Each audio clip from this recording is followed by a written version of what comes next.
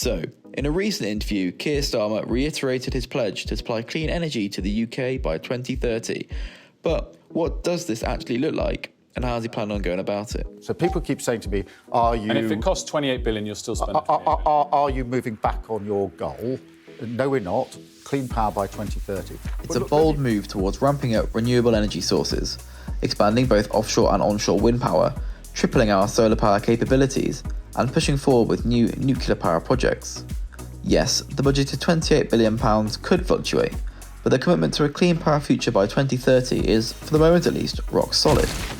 However, when we analyse this further, it's apparent this substantial pledge might not entirely counter the expected decrease in overall public investment. Here's the breakdown. It's proposed by Labour to boost green investments £28 billion from the existing £8 billion earmarked for such initiatives. This increase of around £20 billion is substantial, but it may still fall short in reversing the trend of declining overall public investment, a trend that's projected to continue under current government plans. This is where we see a stark contrast between Labour and the Conservatives. Labour is aiming to secure the UK's position on the global stage of public investment, whereas the current Conservative plans might see the UK slipping into the lower ranks of investment among developed nations. For Labour, this is more than just a policy shift. It highlights their dedication to sustainability, setting a sharp contrast with Conservative fiscal policies. This distinction could significantly influence voter decisions in the next elections, underlining a clear divergence in priorities between the UK's two main parties. Turning to the UK's commitment to renewable energy, the Powering Up Britain Net Zero Growth Plan underscores a crucial transition. It calls for substantial investments across various sectors to enhance established technologies like offshore wind turbines and to support emerging technologies still in the demonstration or prototype stages.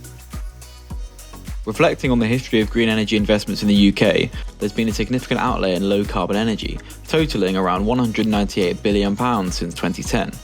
The 2021 to 2022 period alone saw £50 billion funneled into low-carbon sectors, underscoring the country's commitment to reducing its carbon footprint.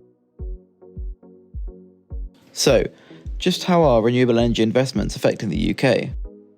The UK's net zero strategy, aligned with the United Nations Framework Convention on Climate Change, outlines a comprehensive plan covering electric vehicles, offshore wind, carbon capture technology, and more.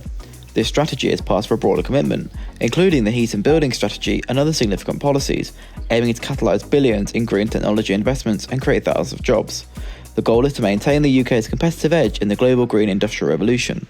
Wrapping up, experts remind us of the road ahead in the UK's quest for renewable energy and net zero emissions. The call is clear: ramp up renewable infrastructure, particularly in offshore wind and solar power, to hit those ambitious targets. Financial strategies and incentives for green practices also need more clarity to ensure the transition. Despite the complexities, the consensus is unanimous. Pursuing net zero is not just necessary, but fundamental for a sustainable, energy-independent future.